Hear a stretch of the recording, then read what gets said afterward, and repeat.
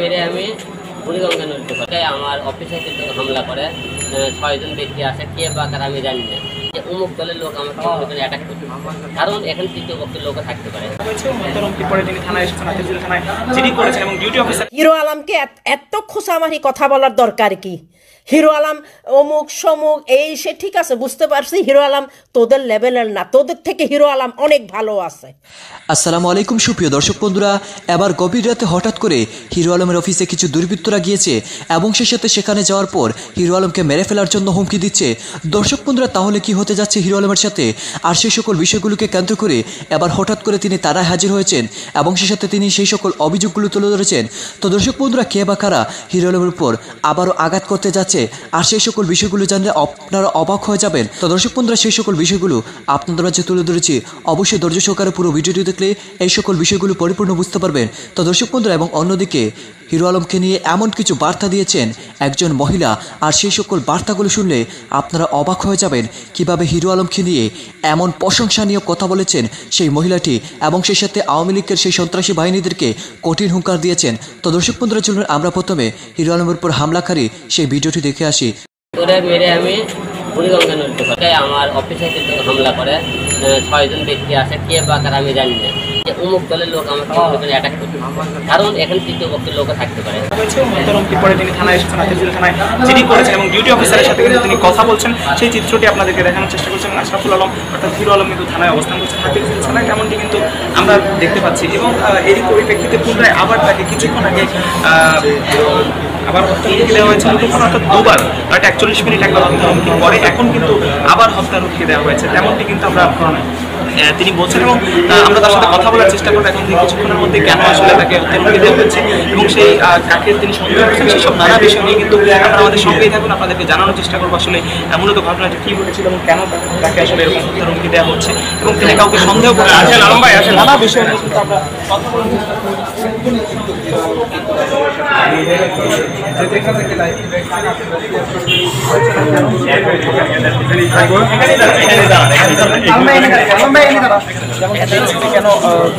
আমরা কথা বলার চেষ্টা করবো।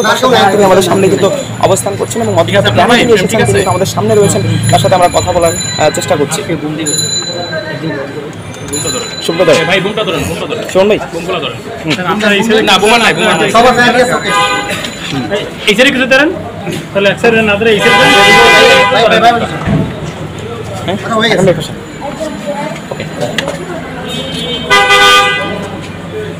আচ্ছা আলম ভাই, বলেন যে আপনি হঠাৎ মধ্যরাতে কেন থানায় আসছেন, কি বিষয়? হঠাৎ মধ্যরাতে রাত্রি 9:54 একটা নাম্বার থেকে ফোন আসে, ফোন দিয়ে ডাইরেক্ট আমাকে সে গালাগালি শুরু করলো। এখন কোনো গালাগালি করলে ফোনটার নাম্বারটা কেটে দিলাম।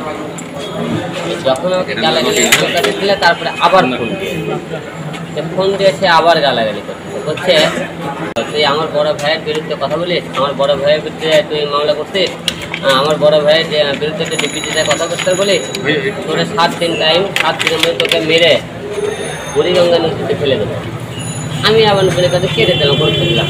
আবার দেখেন রাত 11:18 আবার সেফটি ফোন দিয়ে আবার আবার প্রতিটা কথার ভয়ের যে কথা আমার কাছে আছে, সে আমাকে 7 দিনের মধ্যে মেরে ফেলে দেওয়ার হুমকি দিতেছে এবং করতে তুই আমার বড় ভাই, আমি হয়তো বারবার একটা কথা জিজ্ঞেস করলাম, আচ্ছা তোর বড় ভাইটাকে বলতো, আর আমাকে মেরে ফেলে তো কত টাকা দিতে তাই কর করছে। আমি ঢাকার বাইরে আছি, তোর 7 দিনের মধ্যে আসে তো ঢাকা, হ্যাঁ আসে তোকে মেরে কষ্ট করে বুড়িগঙ্গা নদীতে ফেলে দেবে। এখন এই ছেলে কি বা কারা আমি জানি না, আমি এই জন্যে আজকে মনে করি আমি ডিপি হারুন স্যারকে ফোন করছিলাম, বনানী থানাকে ফোন দিয়েছি, তারপরে এখানে হাতিরঝিল থানাতে এখানে আমি এসেছিলাম, ওই স্যারের সাথে কথা বলেছি, বলে এখানে আমরা তাদের না একটা সাধারণ ডায়েরি করেছি যে এরা কারা, এই নাম্বারটা আপনি জানেন বর্তমানে কেউ মনে করে এমন একটা যুগ, কেউ কাউকে ফোন করলে তাকে নাম্বার সার্চ করে বার করার কোনো ব্যাপার না, সে যত হাত মাঠে তলে লুকিয়ে থাক না কেন। তাই আমি আইনের কাছে সত্য রাখি, আমি কয়েকদিন ধরে আপনারা জানেন আমি আমার জীবনের খুবই আমি ঝুঁকি নিয়ে আসি, কারণ আমার যেদিন মনে করেন মারামারি হয় তারই পরের দিনে ভোর মনে করেন 5:30 ঘটে, সেদিনেও আমরা এখানে আমরা ডায়েরি করেছি এবং তাদের ভিডিও ফুটেজ মনে করেন সংগ্রহ করেছে হাতিরঝিল থানা, তাদেরকে ধরার চেষ্টা করতেছে। এখন মনে করেন আমি জানি না আমার জীবনে কি আছে, সামনে দিন ভালো আছে নাকি খারাপ আছে জানি না। আর এটা বাস্তব, আমরা যে বাস্তবে একটা কথা বলি, এটি সত্যি ঘটনায়। এখনকার দুনিয়ার বাস্তবে কেউ সত্যি কথা বলে তার মৃত্যু নলে জেলখানা, এই দুইটা হবেই। আর যাই হোক, আমার কপালে কি আছে জানি না, আমি সত্যির উপরে কথা বলে তার মৃত্যুই হয়ে যায়। আপনি ধারণা করছেন কারা আপনাকে হুমকি দিতে পারে? প্রাথমিকভাবে আপনি এখন এই শত্রু কারা? এখন এই মুহূর্তে ডাইরেক্ট আমি কোনো দলকে আমি ইঙ্গিত করে বলবো না, কারণ যেহেতু আমরা যেহেতু ফোনে হুমকি দিয়েছে, এটা কে বা কারা এই বিষয়টা কিন্তু আমরা জানি না। তাই আমি কাউকে নাম ধরে আমি বলতে পারতেছি না যে এই লোক আমাকে মনে করে, কিন্তু তারা কিন্তু বারবার একটা কথা বলতেছে, আমি তুই আমার ভাইয়ের নামে মামলা কেন করেছি, তারপরে তুই হলে টিভিতে কেন কমপ্লেন করেছি, তারপরে তুমি মিডিয়াতে কেন আমার ভাইকে কথাবার্তা বলছি, কিন্তু এই ভাইটাকে আমি জানি না। লাগাইছে এটা আমি বলতে পারবো না। এখন পুলিশ এদেরকে ধরলে তারপরে বুঝতে পারবো এই লোকটা কে, কেন আমাকে সে মেরে ফেলে যাওয়ার হুমকি দিচ্ছে, আর কে আমার পিছনে তাকে মনে করেন লাগাচ্ছে, আমি জানি না। থানা সর্বশেষ কি বলবো আপনাকে? থানাতে আমরা মনে করি ডায়েরি করে তারা মামলা নিয়ে সেখানে এখন কার্যকরীরা তারা তদন্ত করতেছে। খুবই তাড়াতাড়ি সবাই এখন থেকে রাত থেকে তারা স্পেশাল টিম কাজ করতেছে, খুব তাড়াতাড়ি তাদেরকে ধরার চেষ্টা করছে। আচ্ছা আলম ভাই, আপনি হাসপাতালে থাকা অবস্থায় বলেছিলেন যে 10-12 জন লোক এসে আপনার বাসায় হুমকি দিয়ে গেছে, তাদেরকে কি শনাক্ত করা সম্ভব হয়েছে? তাদেরকে শনাক্ত করা সম্ভব হয়েছে, তাদেরকে তুলেছে করেন আদালতে পাঠাইছে, ওখান থেকে কোনো মুহূর্তে আসলে তাদেরকে ধরা হবে। আমি আজিজুল থানাতে আমি অফিসারকে জিজ্ঞেস করছিলাম। কথা বলতে কি, আমি কারো ধার ধারি না, আমি কারো কাছ থেকে কিছু আশা করি না।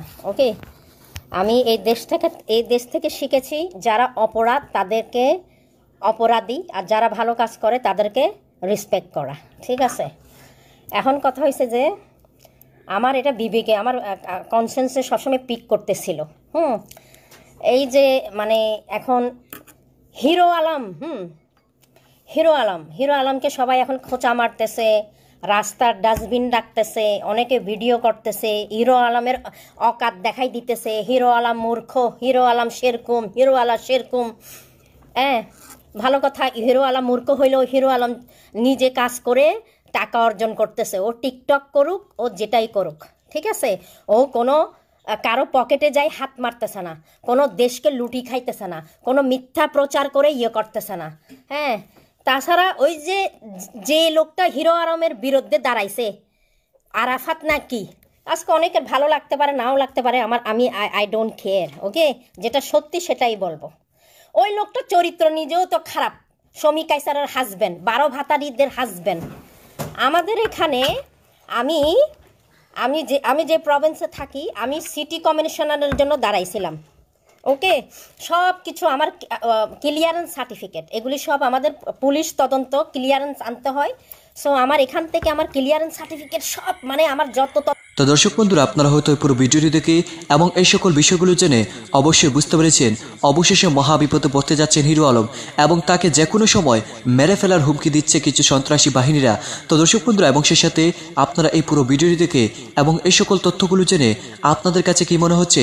তাহলে কি সত্যি হিরো আলম বেশ আশঙ্কাজনক অবস্থা রয়েছেন, এবং সেই সাথে তাকে যে পরিস্থিতি সৃষ্টি করেছে সন্ত্রাসী বাহিনীরা, তাকে যে কোনো সময় গুম করতে পারে এবং তাকে মেরে ফেলতে পারে? তো দর্শক বন্ধুরা, আপনারা এই বিষয়গুলো জেনে আপনাদের কাছে কি মনে হচ্ছে অবশ্যই কমেন্ট করে জানিয়ে দিবেন, এবং সেই সাথে সেই মহিলাটির কথাগুলো শুনে আপনাদের কাছে কেমন লেগেছে অবশ্যই কমেন্ট করে জানিয়ে দিবেন। তো দর্শক বন্ধুরা, ভালো থাকুন, সুস্থ থাকুন, আল্লাহ হাফিজ, আসসালামু আলাইকুম ওয়া রাহমাতুল্লাহ।